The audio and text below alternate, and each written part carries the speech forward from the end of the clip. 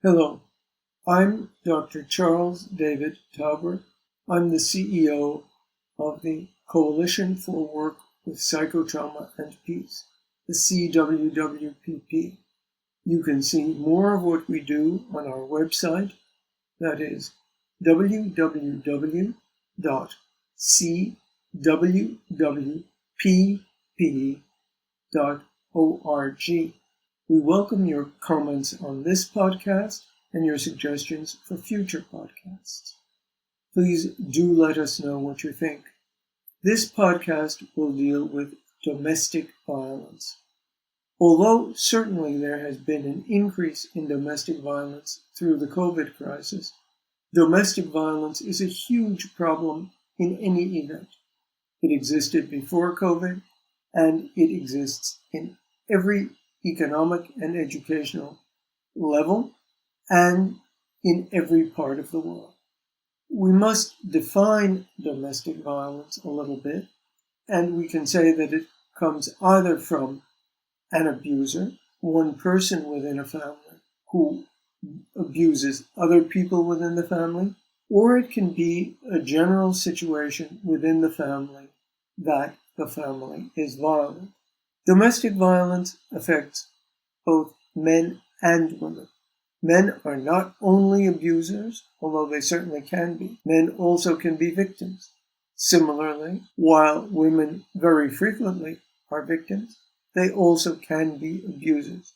And we must remember that because, unfortunately, frequently men are forgotten. There are a number of types of domestic violence. The one that most people think of most frequently is physical violence, and that certainly exists, and it can be awful. There's also sexual abuse. That can include rape, and the rape, unfortunately, can affect children as well as adults. There is a great deal of psychological violence.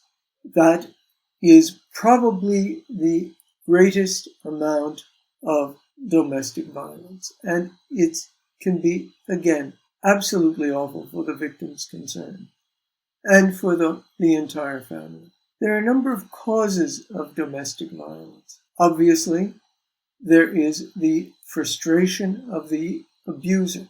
The abuser gets frustrated, puts all his or her energy inside his body and holds it in, and in one moment it explodes and it turns into violence of whatever form. That frustration can be caused by the internal psychological state of the person, and it can also be caused by external events.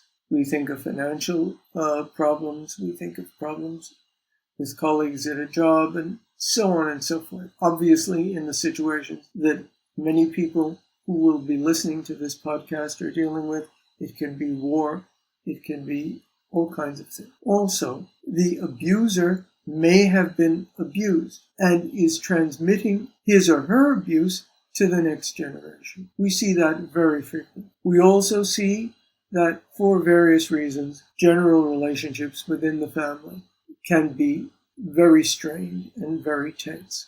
Also, there are some families in which violence is the way that family works. It sounds a bit strange, but we've seen it on a number of occasions. There also may be cultural factors. In some cultures, family violence is quote-unquote normal.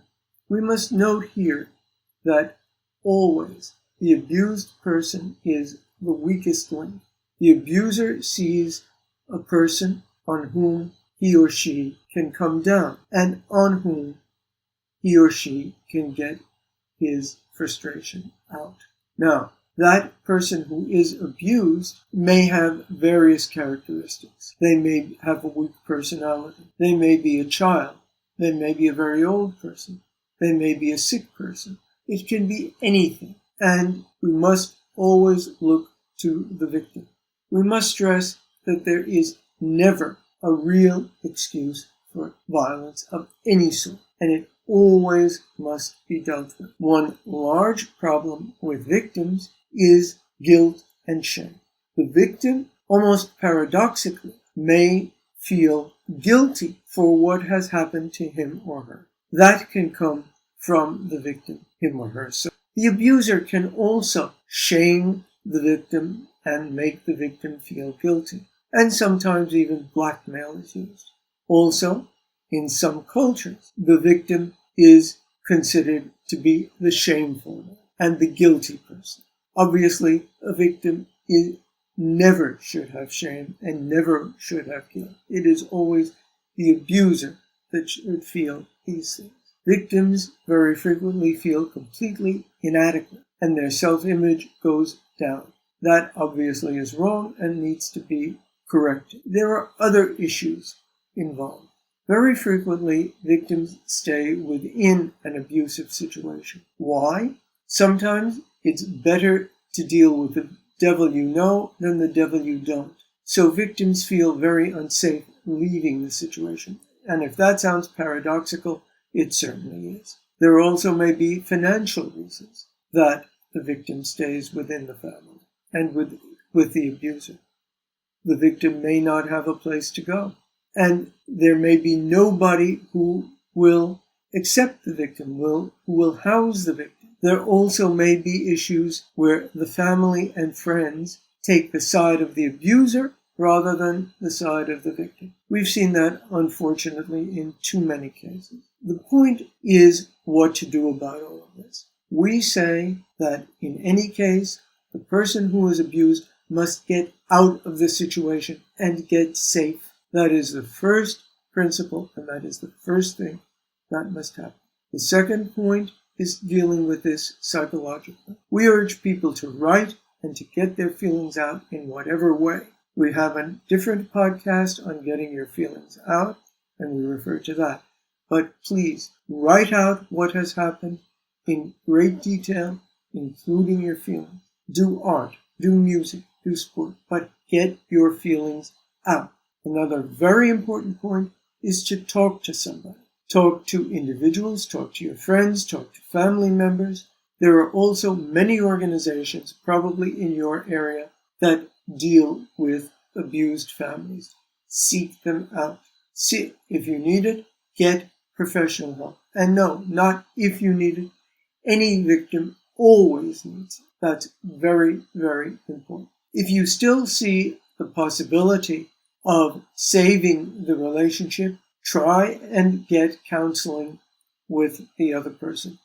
If you cannot get the other person to go to counseling, get the counseling yourself. This is very, very important. If you feel that the abuse has been very, very excessive, if you can't stand it anymore, our advice is to go to a lawyer and figure out how to deal with the legal situation. That also can be very important. We also make an appeal here for perpetrators to get the help they need. We've actually seen a few perpetrators in our practice, and perpetrators can be helped. Frequently, they realize what they're doing, but they don't know where to go or what to do. We urge perpetrators to contact someone. In summary, domestic violence is an issue with or without the COVID situation. Always get help. There is no shame, and you should not feel guilty for being a victim. Again, get help. We look forward to seeing you in the following podcast.